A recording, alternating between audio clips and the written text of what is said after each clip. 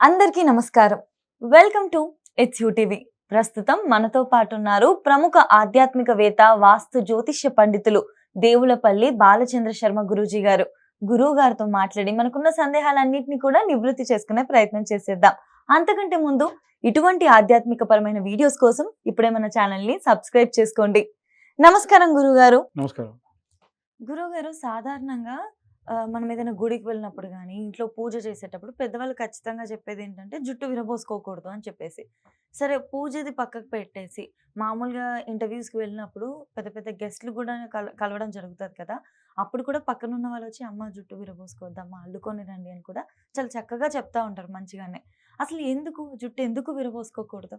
శ్రీమాత్రే నమః. శ్రీ గురుభ్యో నమః. ఇప్పటి వరకు మనకు ఉన్నటువంటి చరిత్ర చూసుకుంటే ఎప్పుడు ఆడవాళ్ళు జుట్టు విరబోసుకున్నా కానీ అక్కడ యుద్ధం జరిగింది, అక్కడ గొడవ జరిగింది, అక్కడ అరిష్టం జరిగింది అనేటువంటివి చెప్తూ ఉంటారు. ఉదాహరణకు రాక్షస సంహారం చేయాలి అన్నప్పుడు అమ్మవారు చండముండాసురుని సంహరించేటప్పుడు జుట్టు విరబోసుకొని మహాకాళిగా అవతారం ఎత్తి సంహరించింది. సో ఎవరినన్నా నరికేయాలి, తీసేయాలి, ఇరగొట్టాలన్నప్పుడు జుట్టు విరబోసుకుంది. లేదు, జ్యేష్ఠాదేవి ఎప్పుడు జుట్టు విరబూసుకొని ఉంటుంది. ఆమె ఎప్పుడు కూడా జుట్టు అల్లుకోదు. ఆమెకి ఎప్పుడు కూడా చీపిరి భుజంపై పెట్టుకొని చాట కొట్టుకుంటూ ఇనప గజ్జలు కట్టుకొని తిరుగుతుంది అని చెప్తూ ఉంటారు. సో ఎందుకు జుట్టు విరబూసుకోకూడదు అని అంటే, విరబూసుకోకూడదు అంతే. దానివల్ల చాలా రకాలైనటువంటి ఇబ్బందులు, అరిష్టాలు జరుగుతాయి. ఫర్ ఎగ్జాంపుల్ చెప్తున్నా మీకు. రీసెంట్లీ జరిగిన ఒక ఇన్సిడెంట్. ఒక అమ్మాయి జుట్టు చాలా బాగుంది. మరి ఆ అమ్మాయికి ఆ జుట్టు చూపించుకోవాలనో ఇంకో కారణమో తెలియదు. మంచిగా ఇంట్లో పూజ చేసుకున్నారు, వాళ్ళు ఏదో వ్రతమో ఏదో చేసుకున్నారు, క్లియర్ తెలుస్తుంది. బొట్టు అవన్నీ ఉన్నాయి, శారీ కట్టుకుంది, జుట్టు విరబూసుకొని ఉంది, బండి తోలుతూ వెళ్తుంది. విపరీతమైన గాలి, ఆ వెంట్రుకలు అలా గాల్లోకి లేచి దేనికి చిక్కుకొని పడిపోయింది. అదొకటి. ఇంకొక చోట నేనే చూసింది ఏంటంటే, ఎవరో బస్సులో నుంచి స్పిట్ చేశారు. ఈమె జుట్టు ఎగురుతుంది, వచ్చి దాని జుట్టు మీద పడింది. సో అసలు జుట్టు అనేటువంటిది ఆడవాళ్ళకు సంబంధించి ముఖ్యంగా, మిమ్మల్ని ఎవరన్నా ఏదైనా ఇరిటేట్ చేయాలి, ఇబ్బంది పెట్టాలి, ఎనీ బ్లాక్ మ్యాజిక్, బాణామతి, చిల్లంగి చేయాలంటే మీ జుట్టు చాలు. మీ జుట్టు, మీరు నడుస్తున్నప్పుడు మీ కాళ్ళ కింద మట్టి ఇట్లాంటివి తీసుకొని మిమ్మల్ని ఇరిటేట్ చేయొచ్చు. ఇంకే ఎక్స్ట్రీమ్ చేస్తారని నేను చెప్పలేం, కానీ బాగా ఇరిటేట్ అయిపోయి పీస్ ఆఫ్ మైండ్ ఉండదు, ఫుడ్ సరిగ్గా తినరు, బక్కగైపోతారు, నిద్ర పట్టదు, ఇలాంటివన్నీ కూడా చేయొచ్చు వాళ్ళు. దానికి సంబంధించి వాళ్ళు ప్రయోగాలు చేస్తే సఫలీకృతం అయిన వాళ్ళు ఉన్నారు. అందుకనే ఆడవాళ్ళు సాయంత్రం 6:30, 7 దాటిన తర్వాతకి వీరైతే అసలు బయటికి వెళ్ళకూడదు. అది చౌరస్తాలోకి వెళ్ళకూడదు. ఆడవాళ్ళే కాదు, మగవాళ్ళు కాదు, ఎవరు కూడా గోర్లు కొరికి ఇలా వేసేయకూడదు. ఆ అలవాటు కనుక అంతే అయితే, ఎక్కడన్నా 4 కూడలి రోడ్లలో కనుక మీరు పొరపాటున తుంపేస్తే, మీరు ఎవరికో మంచిగా ఎక్స్పెరిమెంట్ కోసం మీరు ఇచ్చినట్లు లెక్క. అట్లా 4 కూడల్లో వేసేటప్పుడు ఏమవుతుందనంటే, ఎవరో దిష్టి తిప్పిని తీసుకొచ్చి అక్కడ వేశారు, అవి ఇవి అన్ని కలిపి ఎవడో ఎక్స్పెరిమెంట్ చేసుకోవడానికి సహాయం అవుతాయి అన్నమాట. చేయకూడదు. జుట్టు రాలిపోతుంది. ఎప్పుడైతే జుట్టు కట్టుకొని ఉంటారో అప్పుడు దృఢంగా ఉంటుంది జుట్టు. ఎప్పుడైతే వదిలేస్తారో కుర్ల దగ్గర నుంచి ప్రెషర్ అంతా కిందికి పడిపోయి, ఇప్పుడు అన్ని కలిసి కుర్ల ముడిని మొయ్యడం వేరు, ఒకటే వెంట్రుక ఒకటే దాన్ని మొయ్యడం వేరు కదా. ఎయిర్ వస్తున్న కొద్ది గట్టి గుంజి ఊడిపోయి పడిపోతుంది. దాని వలన మీకే అస్సలు మంచిది కాదు. ఇంకా కొంతమంది, మీరు అన్న ఇంటర్వ్యూలు కాదమ్మా, మామూలుగా దేవాలయాలకు వెళ్తారు. వెళ్ళినప్పుడు మనకు బలిపీఠాలు అని ఉంటాయి. ఎప్పుడైనా అబ్జర్వ్ చేస్తారా, ధ్వజస్తంభం ముందు ఇంత ఉంటది రాతి పీఠం ఒకటి, దానిపైన నైవేద్యాలు కూడా పెడతారు. 4 వైపులా, అన్ని వైపులా ఉంటే అన్ని వైపులా కూడా నైవేద్యాలు పెడుతూ ఉంటారు. దాన్ని బలిపీఠం అంటారు. బలిపీఠం ఎందుకుంది? ఊరుకున్న అరిష్టం తీసుకునేవి బలిపీఠాలు. హోమాలు చేసినప్పుడు బలి ప్రదానం అని చేస్తారు.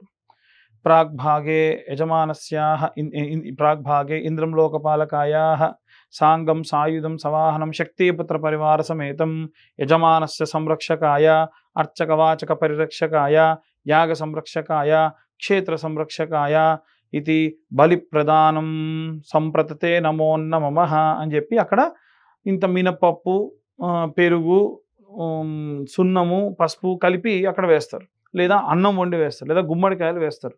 అంటే మనం జంతు బలి చేయకుండా ఇచ్చేటువంటి ఒక బలి. గుమ్మడికాయ కొడితే ఒక 100 మేకలు కోసిన ప్రతిఫలం. ఆహా! ఆ బలి అక్కడ ఇస్తారు.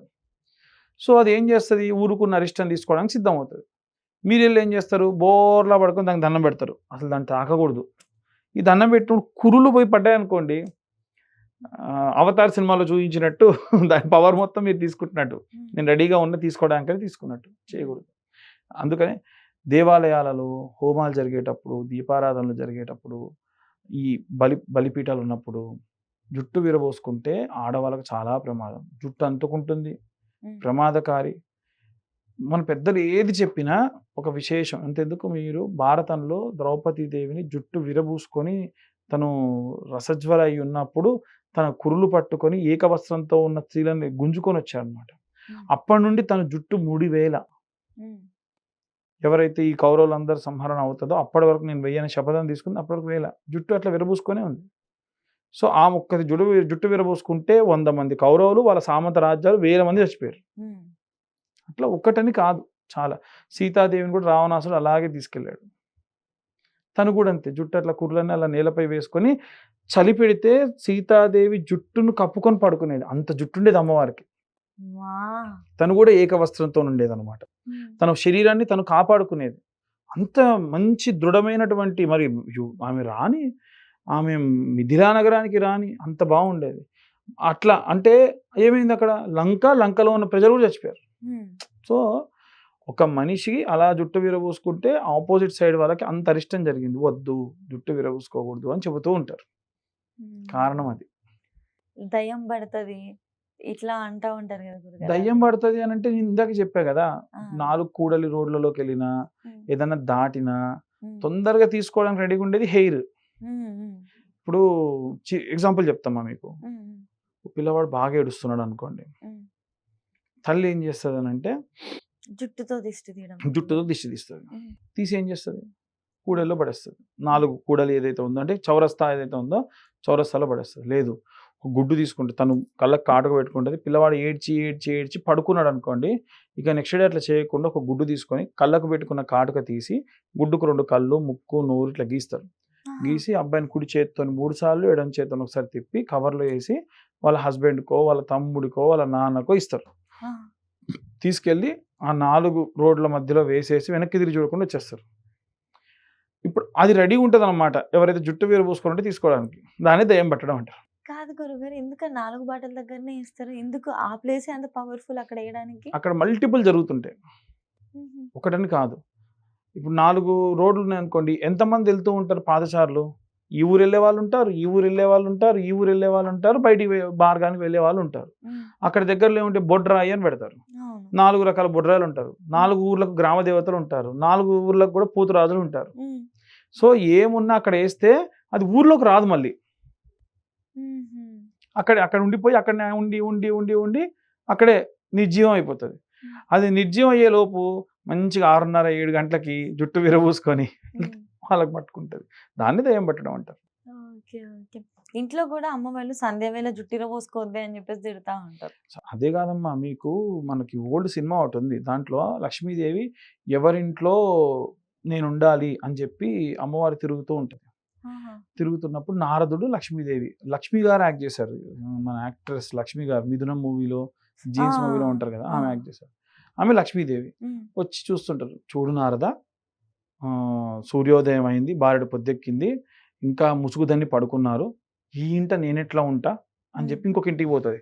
ఇంకొక ఇంటికి పోతే లేచి ఆ పక్క బట్టలను అలాగే వదిలేసి వెళ్ళిపోతే, చూడు నారద, పడుకున్న బట్టలు కూడా వీళ్ళు పక్క బట్టలు కూడా మడత పెట్టట్లేదు, ఈ ఇంట్లో నేను ఇలా ఉంటా అని చెప్పేది. ఇంకొక ఇంటికి పోతే కూతుర్ని తిడుతుంటది, తిట్టి ఇంటి బయట కూర్చొని దూతుంటే ఎంట్రుకలు మొత్తం అక్కడికి పడుతుంటాయి. తినే అన్నంలో పడతాయి కదా ఇవి వచ్చి, ఈ ఇంట్లో నేను ఎలా ఉంటా నారద అని చెప్పి లక్ష్మీదేవి వెళ్ళిపోతుంది. ఏ ఇంట్లో అయితే శుభ్రంగా సూర్యోదయం కంటే ముందే నిద్ర లేచి స్నానం చేసిన తర్వాతకే మొత్తం ఊడ్చడం ఇవన్నీ కూడా చేస్తారు. చాలా మంది స్నానం చేయకముందు ఊడ్చడం, కాఫీలు పెట్టడం లాంటివి చేస్తారు. అస్సలు చేయకూడదు. స్నానం చెయ్యండి, చీపురు కూడా పట్టుకోకూడదు. లైటర్తో హోమం చేయడంతో సమానం అమ్మా. వెలిగించడం అంటే హోమం చేయడమే, స్నానం చేయకుండా హోమం చేస్తామా? కాబట్టి అలా చేయకూడదు అని చెప్పేసి అమ్మవారు ఒక ఇంట్లోకి వెళ్తే అక్కడ మంచిగా స్నానం చేసి జుట్టు విరబోసుకోకుండా టవల్ పెట్టుకొని, సినిమాలో కూడా మమ్మల్ని మనం ఎడ్యుకేట్ చేయడానికే ముగ్గేస్తూ ఉంటుంది. మంచి తులసి చెట్టు దగ్గర దీపం పెడుతుంది, ఈ ఇంట్లో నేను ఉంటా అంటది. సో లక్ష్మీదేవి ఎక్కడ ఉంటుంది? జుట్టు విరబోసుకోకుండా అట్లా ఈ చేష్టలు ఏవి చేయకుండా ఉన్న చోట నేను ఉంటా అని చెప్పి లక్ష్మీదేవి చెప్పి ఉంటుంది. లక్ష్మీ కటాక్షం ఉండాలని అంటే అందుకే పెద్దవాళ్ళు అందుకే అసుర సంధ్య వేళ కానీ ఉదయం పూట కానీ జుట్టు విరబోసుకొని బయటికి రాకూడదు, ఇంట్లో కూడా ఉండకూడదు అంటారు. వీలైనంత తొందరగా నీట్గా చేసుకొని దానికంటూ ఒక టైము ప్లేస్ ఉంటుంది, అప్పుడు చేసేయాలి అంటారు. కారణం అది. చక్కగా చెప్పారు గురువు గారు. ధన్యవాదాలు. ధన్యవాదాలు.